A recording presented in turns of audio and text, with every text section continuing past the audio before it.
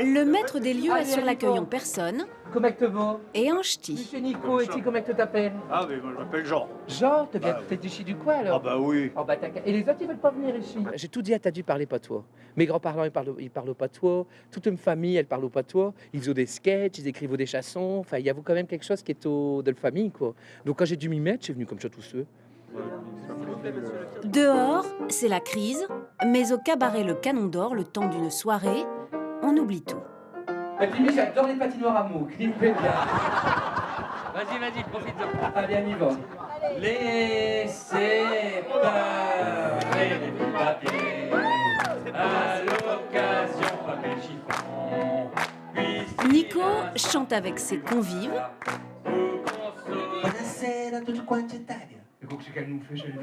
Nico mène la revue. Chalon. Enfin, on est dans le Nord-Pas-de-Calais, on parle pas comme ça, mais je le fais. Nico fait le clown.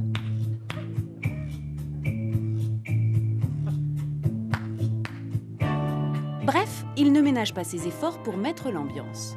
Parce que beaucoup de carnaval. Hein. Retour quelques heures en arrière. C'est pas mal. Et cette semaine, on est complet tous les jours, enfin tout ce week-end. Nico n'a pas encore passé son costume de scène. Il est tout simplement Nicolas Bernard, un chef d'entreprise qui a réussi son pari. Ouvrir un cabaret aux portes de Lille en 2011, en pleine crise économique. Ce que je sens par rapport à la crise, c'est que les gens ont envie de s'amuser. C'est que plus ça avance, plus les gens veulent se marrer et se lâchent plus vite et plus facilement. Et en plus ici, c'est un estaminet cabaret. Donc si tu veux un corps, tout le demain, il y a des frites, il y a de la viande, il y a tout ce que tu veux. C'est sans chichi comme à la maison, à la différence près que c'est Dalida qui enchante le repas. Ah maman. Comme à la maison, parfois, papa et maman se disputent devant tout le monde. Scène de ménage entre Nico et Miss Danji, le transformiste brésilien. Ah oui, ça marche, évidemment. Mais hier, c'était super sympa. On a fait une photo pour Facebook. La troupe dîne avant le spectacle.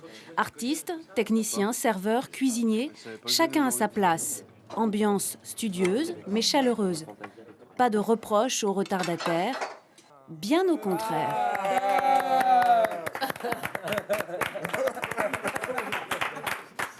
On attendait c'est pas mon anniversaire. Hein. Il y a un lien assez fort, même un peu trop. Ils sont toujours ensemble, ils passent leurs vacances ensemble. Moi, c'est plus difficile, je suis chef, alors ils veulent pas de moi. On a vraiment une cohésion entre nous. Comme on se voit en dehors du cabaret, on a passé des vacances ensemble. On est vraiment une sorte de petite famille, en fait. Ne vous inquiétez pas, on a pris toutes les précautions nécessaires. Allez, de ce petit accessoire que voici. Et la famille s'agrandit chaque soir. Il y a toujours des invités surprises choisis dans le public.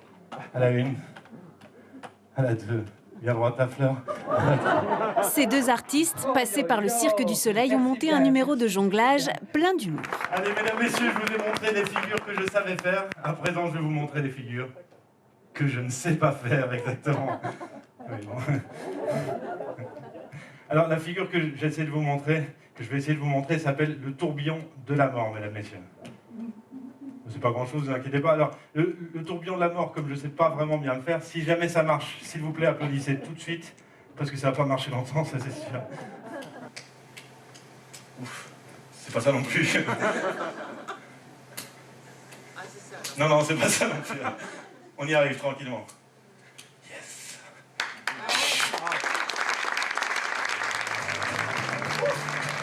Dans un autre registre, mais avec la même maîtrise, démonstration de force et de grâce de la part de ces acrobates qui, tout comme les jongleurs, après avoir pas mal voyagé, ont posé leurs valises dans le Nord.